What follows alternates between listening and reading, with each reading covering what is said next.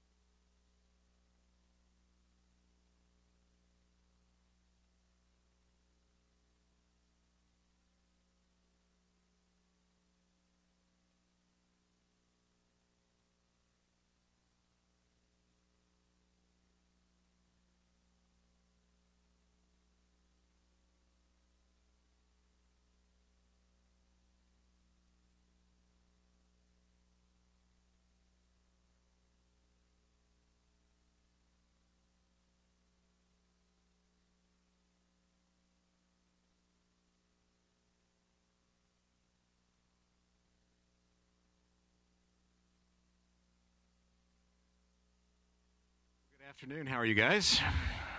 Ooh, that big sound, huh? Well, welcome to our lunchtime our interview, Newsmakers interview. I don't know why I wrote that market interview, but Newsmakers interview. That must have been my previous meeting, but we're glad you're here, and we're awfully glad to welcome you, Ryan, to PHC's campus. And I want to give you just a little bit of background about our guest today. Ryan Anderson is the William E. Simon Senior Research Fellow in American Principles and Public Policy at the Heritage Foundation. He is the author of Truth Overruled, A Future of Marriage and Religious Freedom. That's the first book-length response to the Supreme Court decision this summer. Ryan has appeared on the ABC, CNN, and Fox News channels and was cited by Justice Clarence Thomas in his dissenting opinion on the 2015 Supreme Court case involving state marriage laws. While Ryan researches and writes extensively about marriage and religious liberty, he also focuses on justice and moral principles in economic thought, as well as healthcare and education.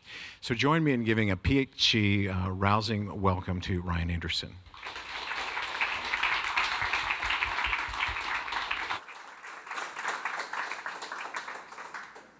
Well, good to see you all. If this were a market interview, I could ask you questions about the gyrations of the stock market over the past couple of weeks. But here are the gyrations of the social market. The social is probably even greater than that. So anyway, you've been very busy, and thanks for coming. A little bit of background also. You went to a very liberal prep school, right? The Quaker Friend School in Baltimore. Yep. And they, I suspect, are very proud that at age 33 you've achieved such a great deal of prominence. And tell us about their pride in that. I have a sense that you're being facetious. So my alma mater, I went to this school from 1st grade to 12th grade, and all 4 of my brothers went there from kindergarten through 12th grade. So collectively, between the 5 of us, we have over 60 years of attending this school. And the Washington Post ran a front page profile of me back in April. Wasn't agreeing with me, obviously, it's the Washington Post, but it was just saying, here's the guy that's, out there defending marriage of the union of a man and a woman. He's filed amicus briefs. He's been quoted by the Supreme Court. He goes to college campuses. And even liberals and pro-gay marriage people respect him. And they got quotes from the Human Rights Campaign. They got quotes from a Harvard Law School professor saying nice things about me.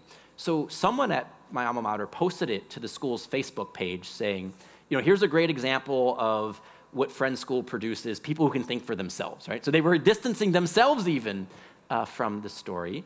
And then they posted it like 10 o'clock in the morning. By 5 p.m., they had removed it from their Facebook page and issued an apology because the students, the alums, and most importantly, I think the donors were saying, well, you wouldn't post a profile of a racist. Why are you posting a profile of a homophobic bigot? And so it was unfortunate.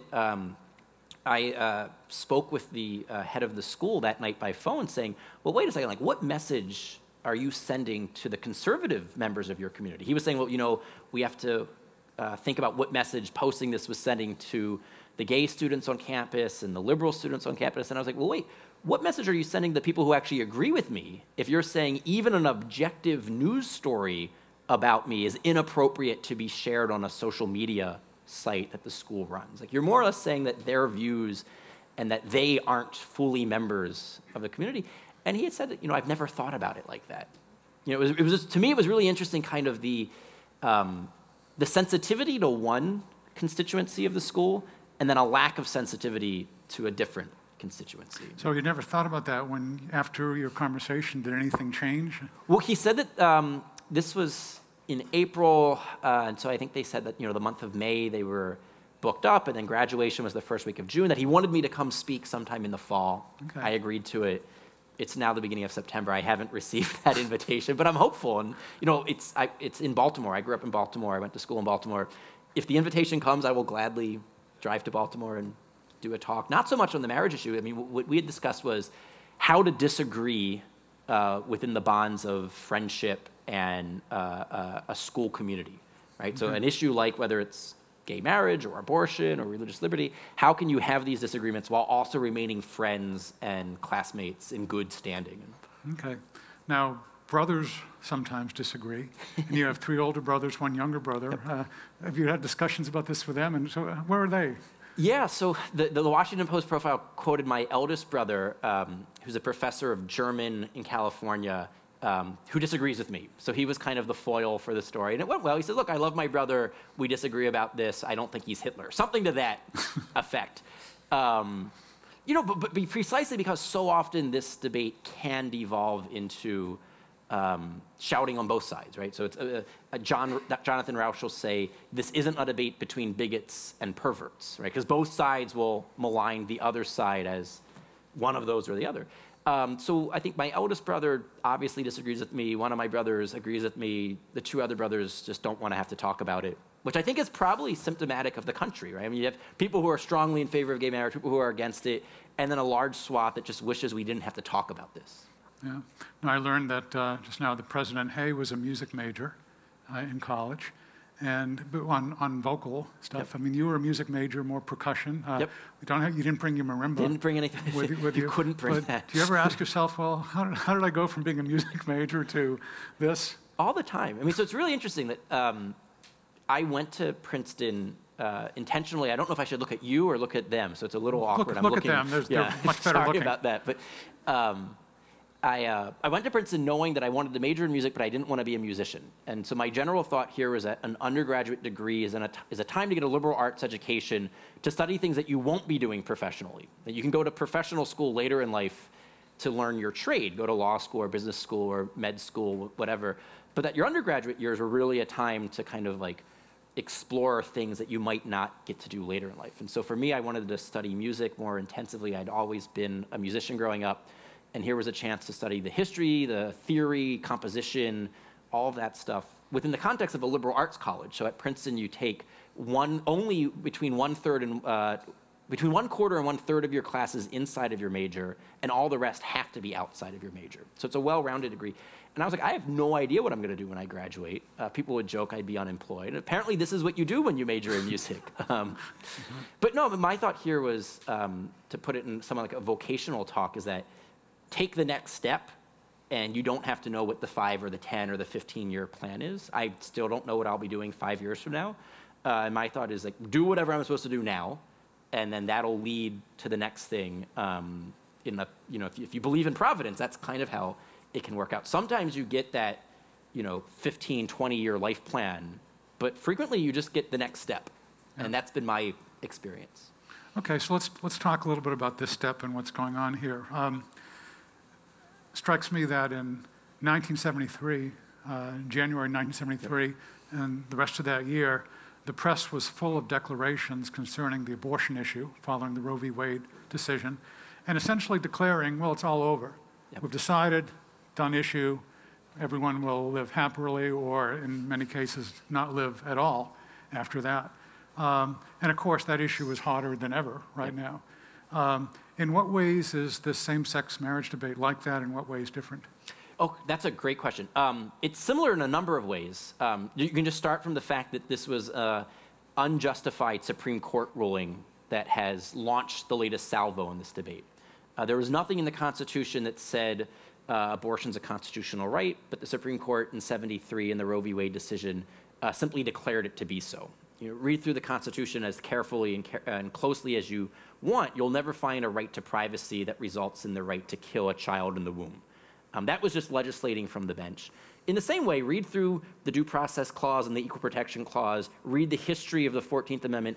There's nothing there that says you have to redefine the nature of marriage. Both of these questions were simply issues that our Constitution doesn't speak to, and so we, the people, were supposed to debate, deliberate, and then vote about them. So there's that similarity that judicial activism has short-circuited the democratic process, which is one reason why our abortion politics are more divisive and polarized in the United States than they are in other countries. Because it is almost a winner-takes-all scenario, we haven't been able to do the compromise solutions that many European countries have. Germany's abortion laws are much more humane and reasonable than America's abortion laws. We're one of only 5 nations that allows late-term abortion. And just think about it. We're one of only 5, and the other 2, it's North Korea, it's China. It's not kind of the countries that you want to be associated with. So that's one. I think a second similarity is going to be the religious liberty conflicts. We forget now, today, that in the late 70s, early 80s, activists on the left were saying abortion's a constitutional right. Abortion is health care just like any other health care procedure. All doctors, all nurses, all hospitals, all health insurance programs should be mandated to perform or fund abortion. And it was an open question at the time whether or not you could be a pro-life physician, a pro-life nurse, a pro-life hospital. And thankfully, the pro-lifers won that debate.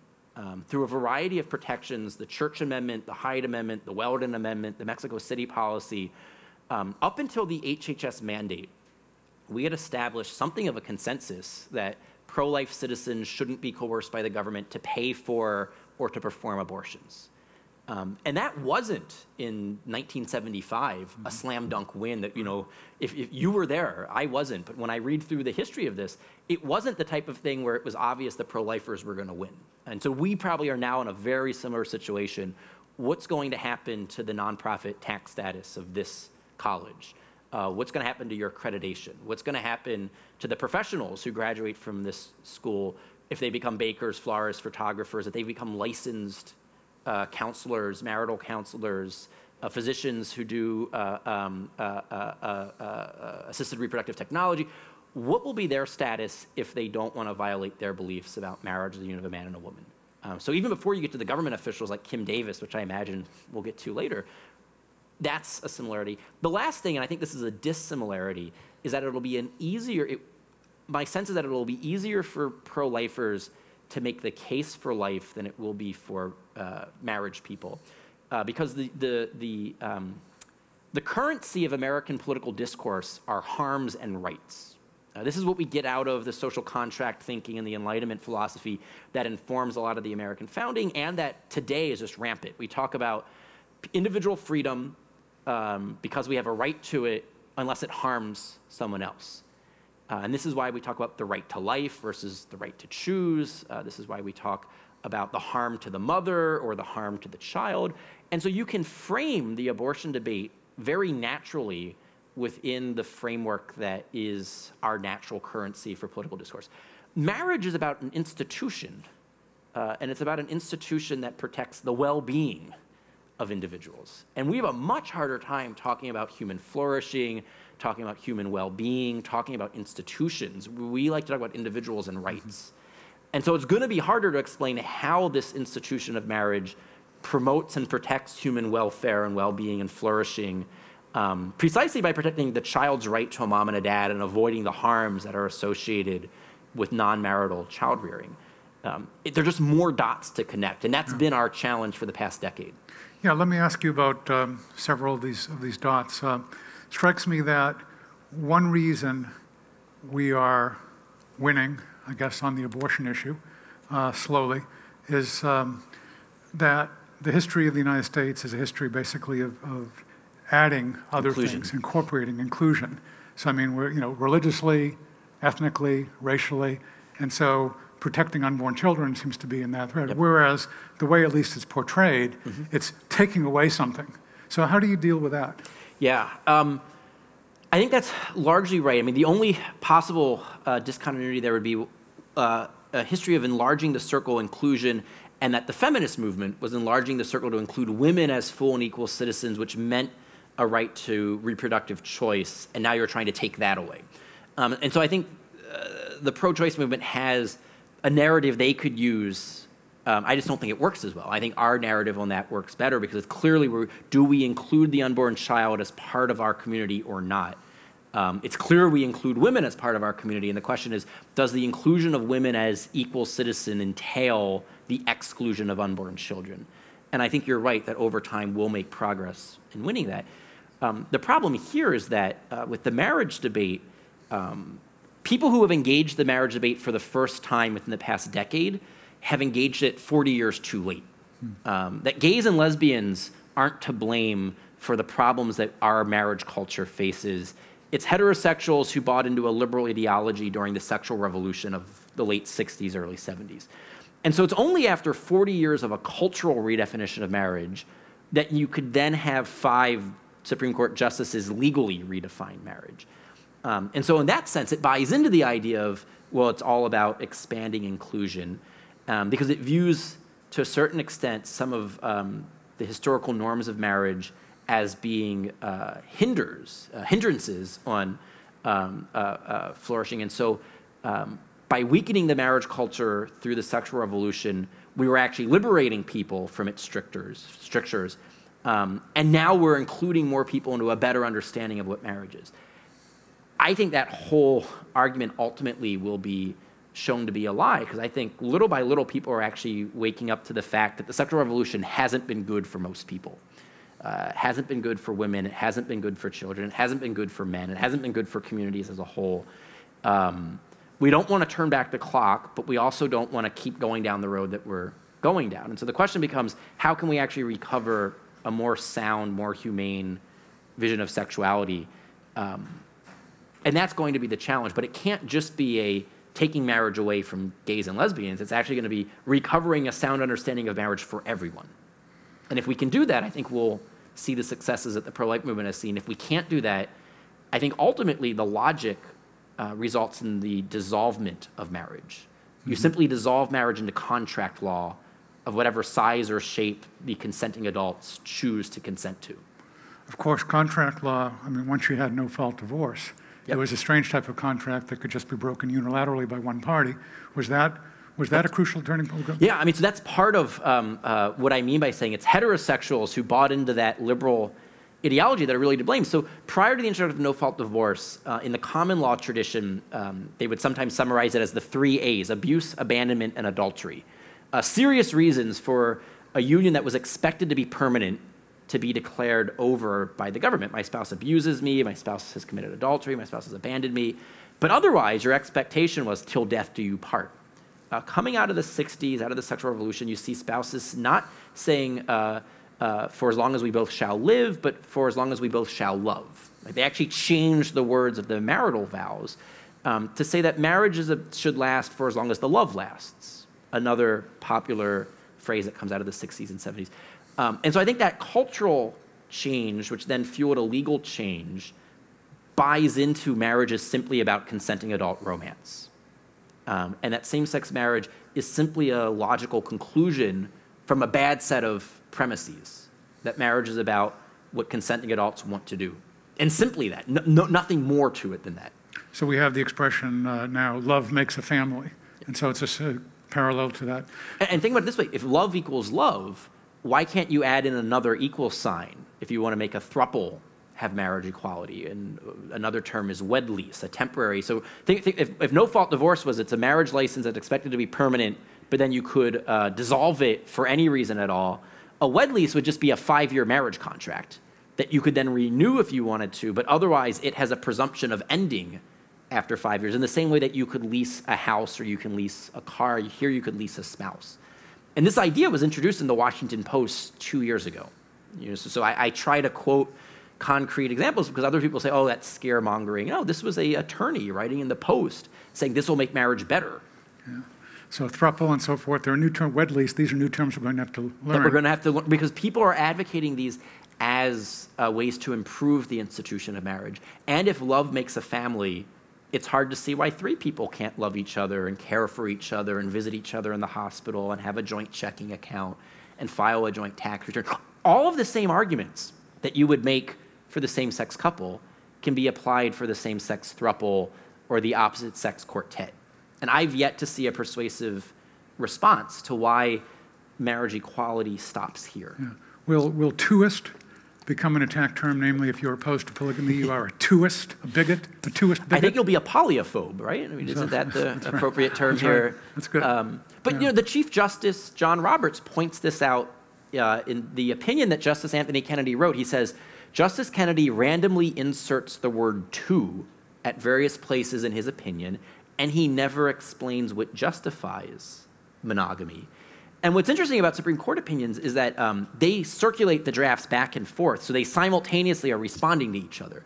So Kennedy had a chance to respond to Roberts calling him out on this twosome issue, and yet there's no spot where he says, no, Chief Justice Roberts, here's why it's two. And to some observers, that's because he wants to leave that question open. He thinks that if either a polygamy or polyamorous relationship were to bring a lawsuit, that the court needs to hear that on its own merits, and they shouldn't prejudge the outcome. And there are lawsuits currently in the federal courts for a constitutional right to polygamy. Okay. One more thing on the possible same-sex marriage abortion relation. Yeah, back in, I mean, I have a book from about 1972 predicting that the Supreme Court would declare this abortion fine and that pretty soon we would have 4 million abortions in the U.S. This was, you know, a very reasonable extension of what was going on. And of course now, I mean, we peaked at 1.6 tragedies, and now it's getting closer down to 1 or so, 1.2. But one of the things that's driven that has been, I mean, there are some legal protections for unborn children at certain ages, but then also there has been the growth of crisis pregnancy centers, pregnancy resource centers, offering compassionate alternatives to abortion.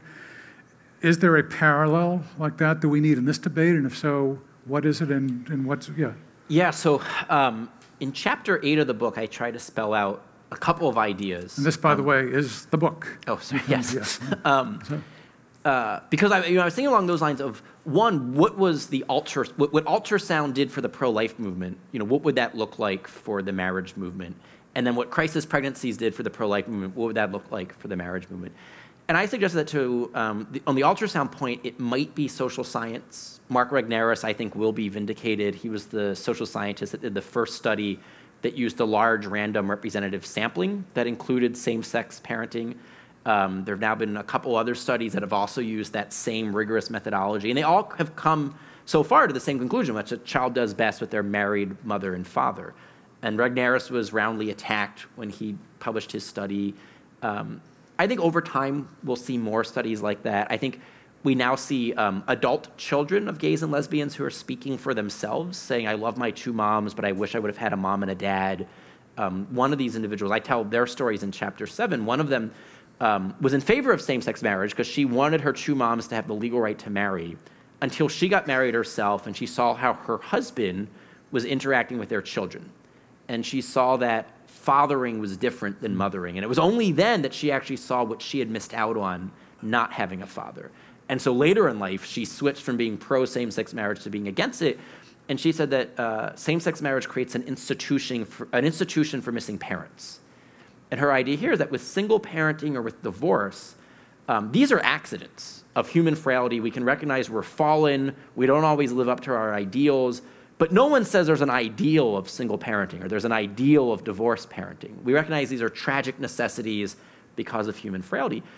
With same-sex marriage, you actually now create an institution to deprive a child either of a mother or a father, not through human frailty, but intentionally. And she was saying she thought that was an injustice to children. I think that has the potential.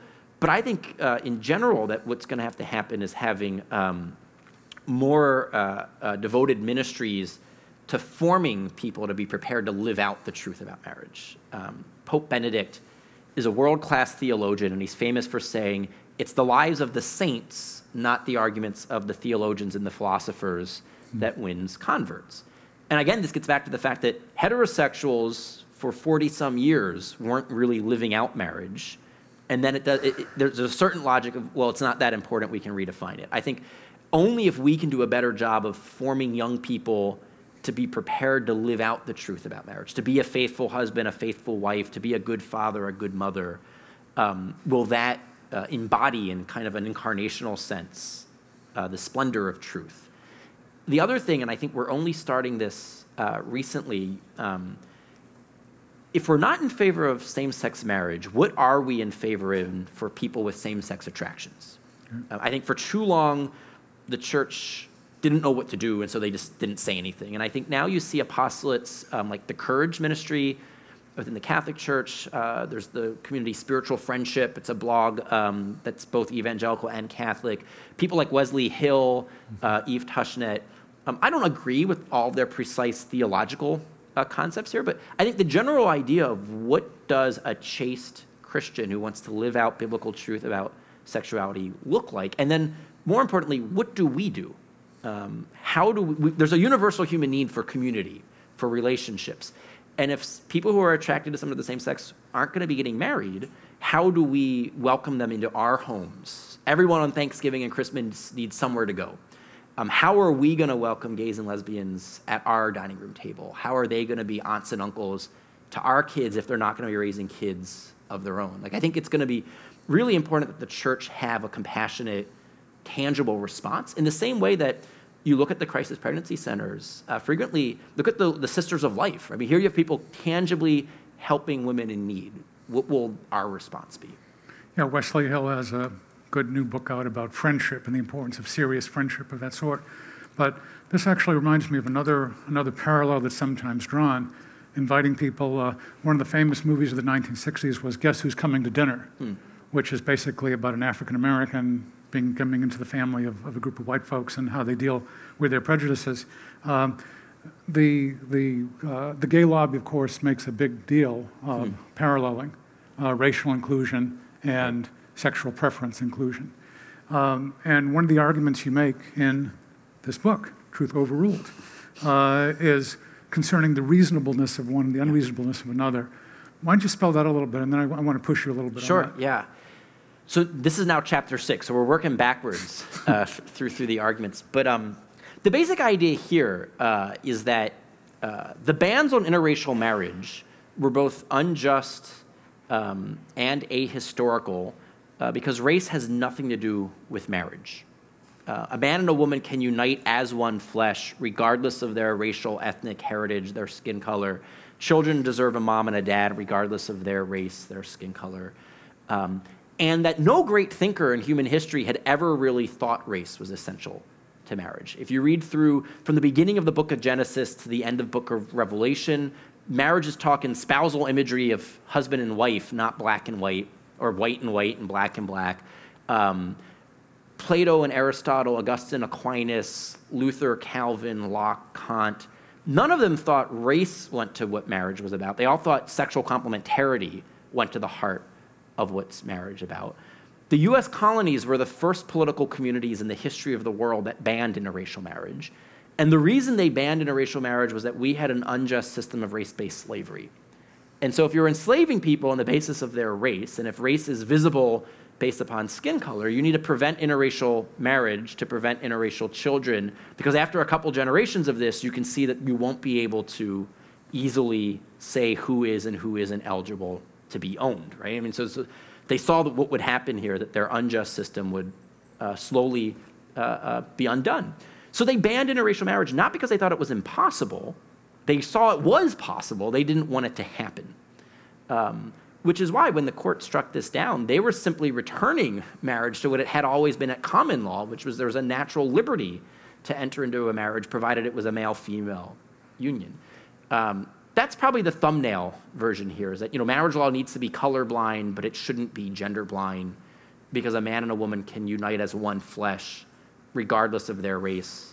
Okay, but now moving aside from the racial question involving marriage to general questions of race and discrimination, I just wonder if people cherry pick certain statistics, they could make, at least in their understanding, a reasonable racist argument. Sure. I mean, if you look at, for example, contemporary SAT scores, let's say, or this, or this, or this, or this. So is reasonableness the real issue here, or is it? I mean, I'd suggest that one is biblical and one is anti-biblical, but. So I mean, I think both. I think we have two ways of knowing the truth. We have faith and we have reason, and that we can think about the nature of marriage philosophically. We can also think about the nature of marriage theologically. So the Bible reveals us something about marriage, but God also made us a rational animal so that we can think about the nature of marriage. And I have yet to hear a remotely plausible argument that race has anything to do with marriage. You're right, people can cherry pick statistics, but would anyone be willing to say, well, even though I disagree with this argument, I think it's plausible that race has something to do with the nature of marriage? Whereas I just think here, not only is my argument I think true that marriage is the union of male and female, but I think even those who disagree with me would at least have to concede that even though if they think I'm wrong, it's at least a reasonable argument, and that it's a reasonable argument that's been embodied and instantiated by more or less every society up until 15 years ago, and by more or less every great thinker who ever thought about marriage thought it was male-female, whereas almost none of them, if any, thought it had anything to do with racial or ethnic heritage. Right, but moving away from the racial intermarriage issue particularly to more general racism, as opposed to, okay, what I'm wondering is, there were intelligent folks who made what they believed to be a reasonable case for racism. At 6 p.m. tonight, we will be doing another interview here, sort of a doubleheader. Let's play two. Ernie Banks used to say that of the Chicago Cubs. And one of the conservative heroes that the author points out we'll be asking about is Joseph Bailey, who was a senator from North Carolina in the 1930s. A very reasonable man in lots of ways, who also, as far as I understand, espoused racist positions. This was considered for a long time to be reasonable. Right. It no longer is, and gladly no longer is. But I'm wondering, insofar as at any particular time, apparently reasonable people, not nuts, can take certain positions, is the real dividing point not so much reason, which we often use for our own purposes and our own presuppositions, but because biblically, racism is wrong, and biblically differentiating between the sexes is right. Yeah, and so, I mean, again, I think it's going to be a both-and situation. This is the Catholic inside of me coming out. So you can think about it this way. At any given time, the noetic effects of sin can cloud our reason, and so it can make us think something is reasonable that's actually not. So at the time, racism might have seemed reasonable, But in actuality, racism is not reasonable. And we now have a better grasp of what is reasonable with respect to race, and that's not. And I think the argument here is that, I mean, it's something that Martin Luther King Jr. cites both Augustine and Aquinas in his letter from the Birmingham jail, saying that an unjust law is a law that's not in accord with the natural law or the eternal law, right? And he cites both, right? So the eternal law being God's law that's revealed, the natural law being God's law that can be understood through reason. And he cites both Augustine and Aquinas on this to say, to appeal to everyone, right? That we can understand that this law is unjust. And then in a different, I think it's the I Have a Dream speech, he says, I have a dream that my kids will be judged by the content of their character, not the color of their skin. And here he's pointing out something that Immanuel Kant and Aristotle both had pointed out. Kant's the son of a Lutheran pastor. Aristotle has no access to either Hebrew or Christian revelation, and that it's our actions that speak to moral evaluation, and that things that aren't volitional have no bearing on a moral analysis. So the color of your skin, why is his dream that his kids won't be judged on the color of their skin? Because that speaks nothing of moral value. Why does he hope they'll be judged on the content of their character? Because that's actually how we know virtue and vice. And so in that sense, I think you could even see, apart from Scripture, that racism is wrong because race isn't the type of subject matter that is ripe for moral evaluation, whereas human action, including a marital action, is the type of behavior that's ripe for moral evaluation. Yeah, I mean, that's the argument. And I guess this may in some ways be an evangelical Catholic difference, how effective are natural law arguments? But we could talk about that some more. Let's get to the particular question. Let me say one more thing. I think it's worked well for the pro-life movement. I mean, I think the pro-lifers have been, it's been to our advantage to say that both faith and reason point to the conclusion that the unborn child is a member of the human family and has a right to life. And you've seen people persuaded first by the natural law later convert to Christianity. So Robert Novak, the famous journalist, Hadley Arkus, the famous political philosopher, they are first converted on the abortion issue. They are pro-lifers who then see the only other people they keep running into at these pro-life events are Christians. Maybe there's something true about the gospel as well. And so I think I think that sometimes we can be too pessimistic about the limitations of reason. I think here we see people who they followed the reason about unborn human life, and then people bore witness to them about other aspects of the truth. And so Hadley's a great example. Of course, you also see lots of people who are born again, and then suddenly, oh, of course, this is so reasonable. It goes both ways, yeah. So anyway, it's interesting. Kim Davis and the whole question of accommodations, because I suspect we'll go to questions from y'all in a few minutes, and I suspect there'll be a lot of interest in how to deal with that. There's if you're familiar with chapter 3 of the book of Daniel, in the book of Daniel, in the Babylonian Empire, there was great freedom of worship. People were allowed to worship their own gods, but they were also supposed to bow down to this 90-foot golden statue representing kingly power. So there's King Nebuchadnezzar, freedom of worship but not freedom of religion. And then there's Rodney King from the riots in Los Angeles in 1992, who at one point he had been beaten by policemen. The police were declared not guilty. Riots broke out in which more than 50 people died. And Rodney King went on the airwaves to plead, can't we just all get along? Yeah. Okay, so it's the King Nebuchadnezzar position that everyone must bow. You can worship as you see fit, but you have to bow to the accommodation position of Rodney King. You're proposing accommodations. New York Times column got a lot of attention, CNN, and so forth. Do you think is that going to work? Are people going to be willing to do that? I hope. I can reveal my rhetorical strategy here. I think there's a divide between the activists and the ideologues on the left and ordinary liberals on the left. And I think it's only really the activists and the ideologues that want to see Kim Davis in jail or want to see the grandmother florist fined thousands of dollars for not doing same-sex wedding flowers, or the Baker case where Aaron and Melissa Klein were fined $135,000. I think it's only the activists and the ideologues, on the far left who cheer those sorts of stories. I think ordinary liberals are uncomfortable with those outcomes. And I think the reason why is that ordinary liberals, even if they're in favor of same-sex marriage, have a family member who they disagree with on this issue. And so they say, look, I disagree with my aunt or my uncle, I disagree with my brother or my sister, but I don't think they're Hitler. Right? They're like my older brother. Your brothers right? don't want to put you in jail. Right. And so my brother is, in a situation of, look, I think Ryan's wrong. He supports the Supreme Court's decision, but he's not interested, if I was a baker or florist or a photographer, of having the government force me to do something that violates my conscience. So he would be the exact target audience of my New York Times op-ed, to have him thinking, yeah, like we don't need to turn this into a winner-takes-all, bow down or else situation. And so I thought if we can get enough people on the left, reasonable liberals, to say the unreasonable liberals have become a little totalitarian in a certain extent, then that's going to be our best chance. In the same way that we had people who were pro-choice say, I don't think pro-lifers should have to pay for or perform abortion.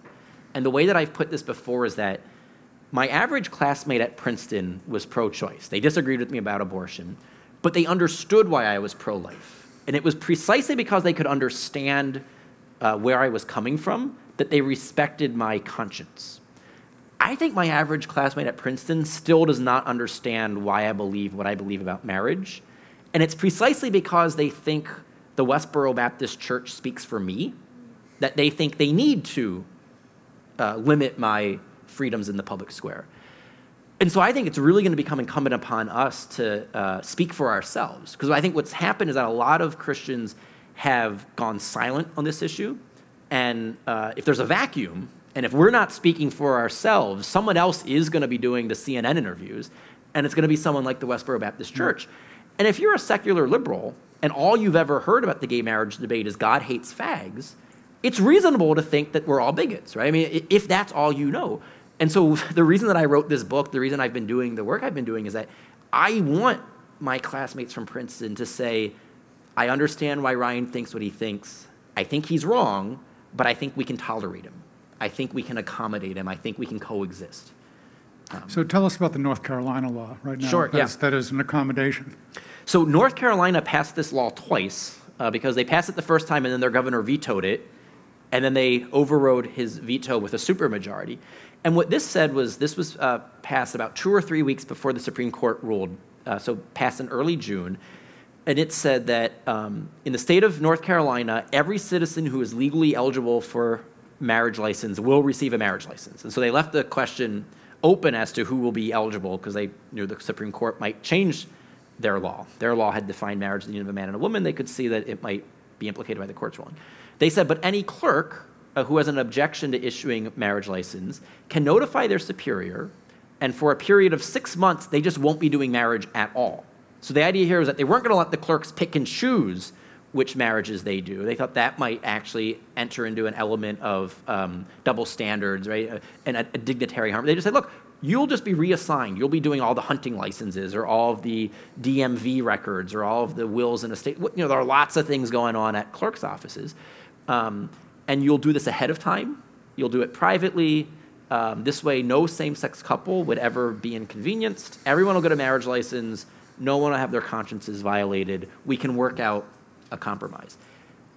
For whatever reason, this was controversial, right? And so activists on the left demagogued it. They said it was a separate but equal status, a statute. They said it was discriminatory.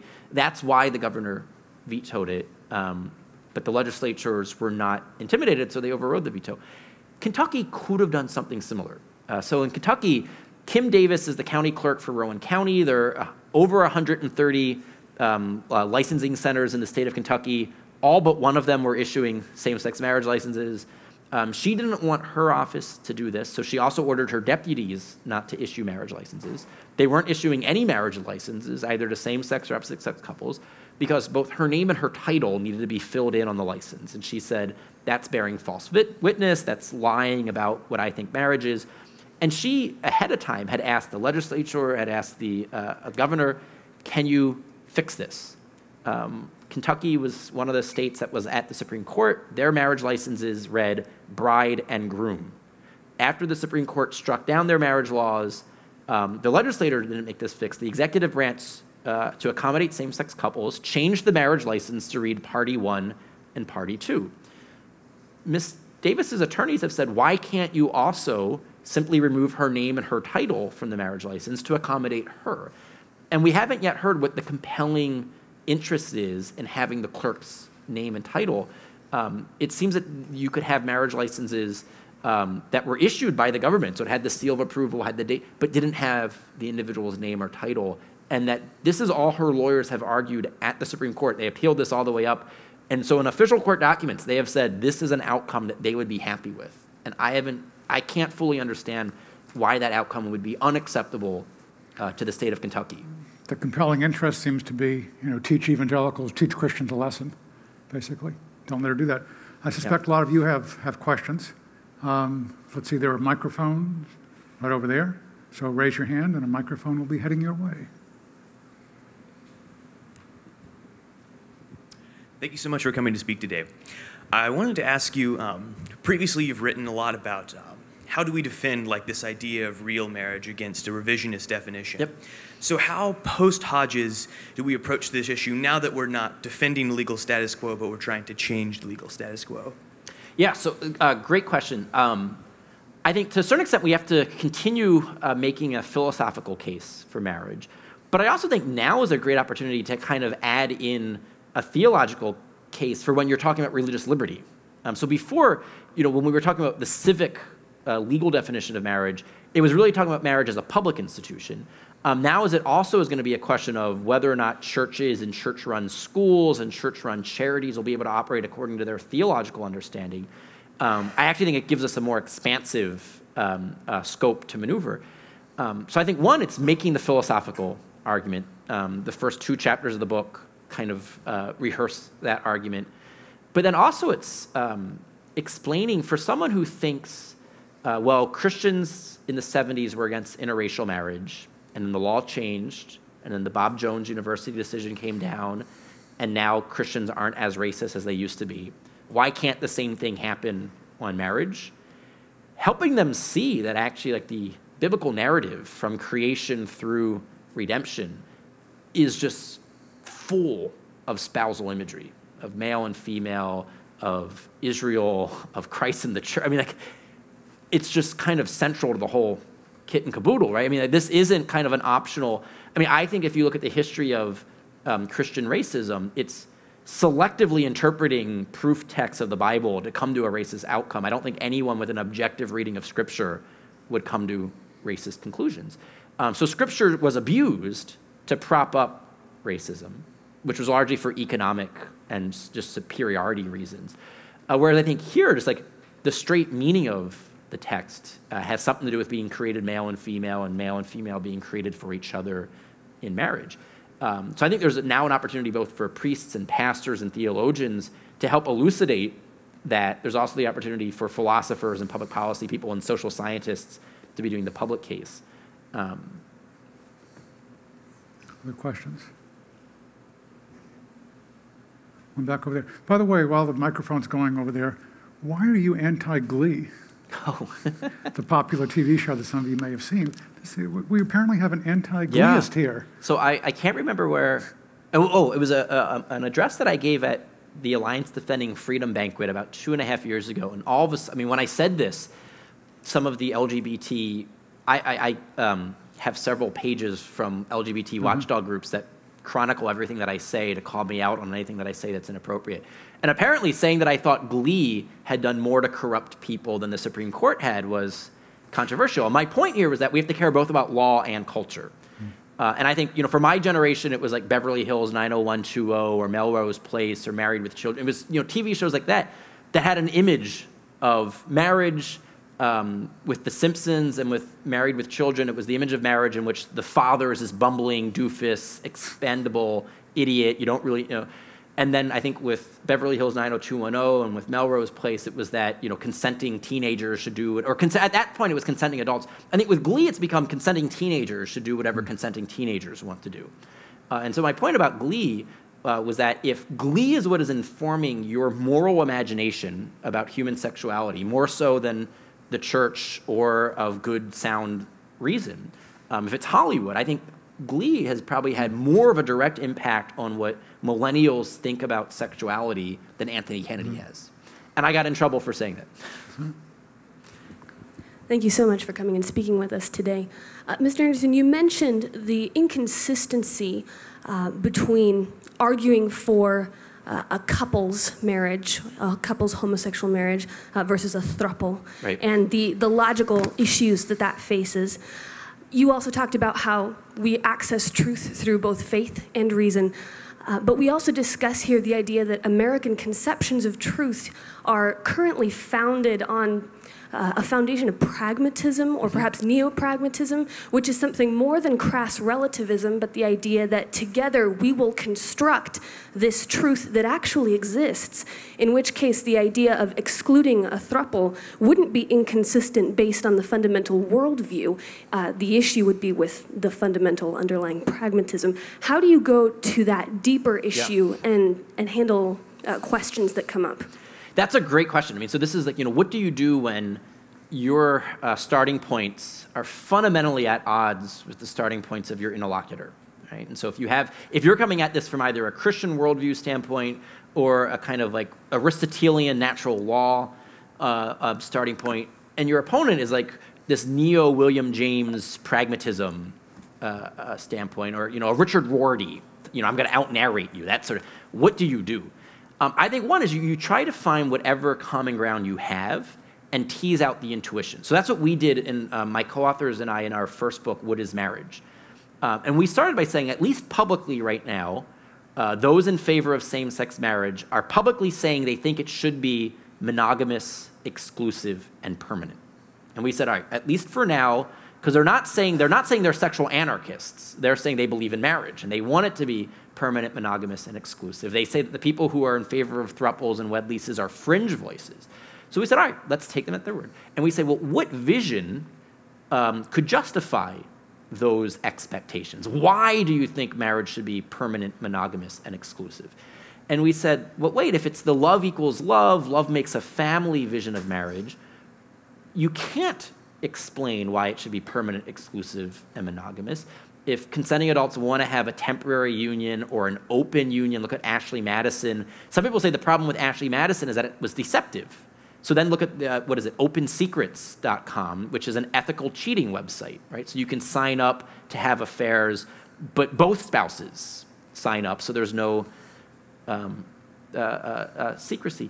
So you try to find out, so what is your objection to adultery? Is it that it's secretive, or is it that marriage should be permanent and exclusive? And then I would keep finding, where you have common ground, and then saying, all right, well, which worldview explains that? So in the abortion context, we said, all right, do you think infanticide is wrong? Someone like Peter Singer says no, right? So Peter Singer takes it to its logical conclusion. Most people say yes, and they say, all right, clearly the newborn child has a right to life. And then we say, well, why? What's magical about the birth canal? Is partial birth abortion right or wrong? And then, I think pro-lifers won that debate. Actually, first it was the Born Alive Infant Protection Act, so it was infanticide. The child who, during an abortion procedure, is born alive. Can the abortionist kill the child after birth?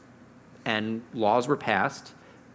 President Obama actually voted against the law in Illinois that addressed this, if I remember. Or maybe that was the partial birth. Do you remember which one it was? It was one or the other. Partial birth. I'm not sure. But for most people, they saw that, no, look, if the child survives an abortion attempt, you can't try again. And we said, well, why? What about partial birth? Now we're saying, what about fetal pain? What about 20 weeks? You try to keep backing it up in the direction of the fullness of truth to get people to kind of see that some of their premises are wrong. You say, well, wait, your premises lead to Peter Singer. You agree Peter Singer is wrong about infanticide. Why? And so I think the same thing here would be keep thinking through what is it about the marital relationship that explains why it's permanent, exclusive, monogamous. The argument I make is that it's founded on sexual complementarity, that it's the male-female part of marriage that explains the twosome requirement, that explains the sexual exclusivity, and that explains the permanency part of marriage. And so anyway, that's the strategy that I've taken. It's what I would encourage you to do.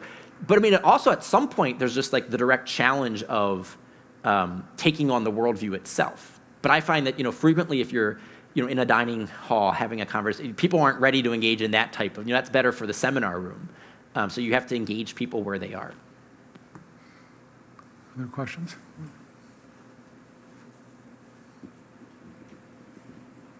Well, I just wanted to say thank you for coming, and also let you know that since you brought up Kim Davis, I just got a news alert that says she's going to be released from jail either today or tomorrow. Oh, wow. Do you know the basis? No. All I know is that a Kentucky judge ordered her to be released from jail and not to interfere with the issuing of the marriage licenses. A Kentucky judge, so not a federal. This is, I'm going to have to do some reading then, yeah. Yeah. This is in different jurisdictions. This is interesting, yeah. Yeah, though I have, am I allowed to ask 3 questions? The moderator gets to decide that. If they can be very quick. Yes. They could be very quick. Okay. The first question is, how do you feel that the lawyers did with their arguments before the Supreme Court back in April? Okay. Also, how do you support the idea of potentially privatizing marriage to where I wouldn't go to a county clerk and get a license to marry the woman that God has for me? And number 3, this isn't really related to marriage, but what is the basis for a business owner's right to deny a service to, well, really anybody that they see fit? Perfect. All right, 3 great questions. First is, I thought the attorneys really did a great job. I was in the courtroom at the Supreme Court for oral arguments back in April, and I had read through or listened to, I had either listened to the audio or read through the transcripts of the arguments from the previous Supreme Court case and at the circuit court level, and I thought this was actually the best one. And in particular, the attorney from the state of Michigan, John Bursch, did a really good job. He made really good arguments. Kennedy asked really good questions, and he said things that inclined us to think that there was a chance to win his vote. And then when I read his opinion, I was like, you totally ignored every argument that the state actually made. And so it's really astounding that if you read through Kennedy's majority opinion, and then you read through the 4 dissenting opinions, you see that they're totally talking past each other. And that Kennedy really had an obligation, if he was going to strike down the state marriage laws, to explain why the states were wrong. And he never engaged the arguments they made to defend their marriage laws, which is very similar to what happened in Roe v. Wade. Mm-hmm. A colleague of mine, you know Matt Frank, he wrote a piece saying that he was pro-choice until he read Roe v. Wade and saw how bad the reasoning. He was a young student. He reads through the arguments, and he sees that the Supreme Court actually just ignored all of these arguments. He predicts, and I don't know, because I just don't know if today's public will actually be reading through court opinions, but he said as people read through and as Obergefell is taught in law schools, it'll actually make converts of people in the direction of the legitimacy of states deciding marriage for themselves. Second question on privatizing marriage. I think it's a bad idea, partly because your church can marry you, but your church can't divorce you or settle custody disputes or enforce alimony payments or child support payments. That marriage is both a public and a private, or a secular and a sacred, a natural and a supernatural institution, unlike baptism, right? So I don't want the state in the baptism business. I don't want a clerk handing out baptism licenses. But I think that there is a legitimate role for government in marriage because marriage matters even for non-Christians, right? Marriage isn't just for the saved. Marriage is for all human beings. So I think it's built into the order of creation, not just the order of redemption, whereas baptism really is just for Christians in that sense. And the reason why is that a union of any man and woman, regardless of their faith, can produce a child, and every child, regardless of their faith, deserves a mom and a dad. And so there's a public purpose of marriage that gets the government hooked into this. If you go the private contract route, I think, especially from a small government libertarian perspective, you're actually going to grow the role of government, because now it's going to deal with each and every one of these contracts on a retail basis rather than a wholesale basis. So if you don't have a public institution with public expectations, but you privatize it, well, then you're going to have to privatize every flavor of marriage, right? So there'll be a polygamy marriage license, a polyamory marriage, a marriage license for the throuple, a wed lease marriage. All of these would just be private contracts. And now imagine how much more litigation there's going to be when each and every one of these different types of marriage contracts goes before the judge to enforce the various provisions either on the front end or the back end. So one of the ways of limiting the state is by actually protecting and respecting the truth about human nature and the human family. So, respecting, promoting the truth about marriage actually limits the government's role in family life. look at where government has increased the most in the past 40 or 50 years, it's in the communities where marriages have fallen apart or failed to form in the first place. Whether it's the welfare state, the police state, the nanny state, most of its energies are being spent in neighborhoods that have broken families. And so that would be my thinking there. And I think privatizing marriage will only increase those problems. On the third issue, I think that you framed the question backwards. It's not, what gives a business a right to discriminate. It's why aren't businesses free to operate according to their beliefs, right? The default position in the United States is freedom. And you have to justify government intrusion on freedom. So the idea here is that if you set up shop, you should be free to run your school, your charity, or your business according to your beliefs, unless there's a compelling government reason why they have to prevent you. And so the argument here, I would just say, are there no other bakers in the state of Washington that are willing to bake same-sex wedding cakes? If anything, it looks like there were plenty of bakers who were interested both in making money and who were in favor of same-sex marriage. That to a certain extent, we don't need government regulation on this issue because the market will sort it out itself. So markets are good for economic reasons.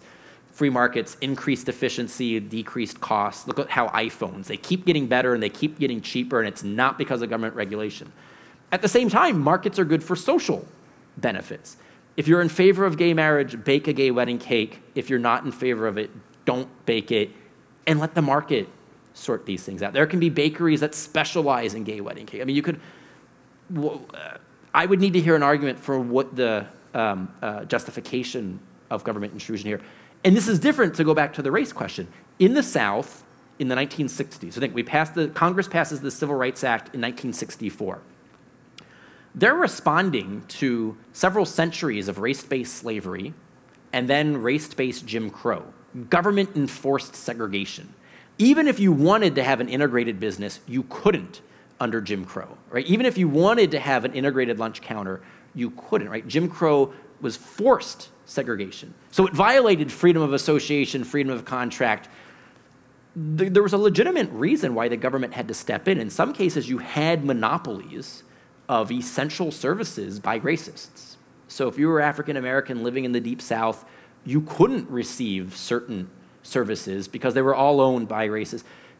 And so you could see what the justification was, both in ensuring people got essential services, but also in undoing this wicked regime of racism that the government had propped up for several generations. I mean, the default position would be one of not being racist. Part of racism was propped up by the government treating African Americans as non-citizens, treating them as second-class citizens. So there was a legitimate reason for the state to undo that. Today, some libertarians are toying with the idea of whether or not that's necessary no longer. So the pure libertarian position would be, it would be almost impossible for someone to open up a racist lunch counter today. Right? I mean, boycotts, just social pressure would be such that they would just go out of business. And so some libertarians question whether or not they're still needed. My thought here is, this is kind of the Burkean inside of me, is that you don't unnecessarily legislate. So I'm not interested in undoing the Civil Rights Act. I'm also not interested in adding to it. So I don't think adding sexual orientation is a good idea because I don't see the justification for viewing sexual orientation like race. And that's the purpose of Chapter 6 in the book. So we're going to have to cut this off now. And by the way, we've had people ask 2 questions at a time before, but this is the first time I think we've had a throuple. That's a throuple of questions. It's a throuple of questions. And I don't want to be ageist about this, but I'm impressed that Ryan was able to keep in mind all 3 of them, because difference between a 33-year-old and a 65-year-old, I would have had to write down the questions and I would have forgotten the third one. But anyway, but thank you. The Washington Post calls Ryan a circuit rioter with an iPad. That's not bad. I didn't even have to use it this time. That's right. That's right. And it also reported that he's not married, but he's, quote, working on it, end quote. So anyway, I hope you're successful in your working on it. And by the way, he does not have to leave quickly to get to a wife, but he does have to leave quickly to get to a Heritage Foundation meeting. So normally I suspect he would want to stick around to sign autographs, dodge cream pies, stuff like that, but he has to leave very quickly. So please join me right now in thanking Ryan Anderson. Thank you. This is great. This went very well.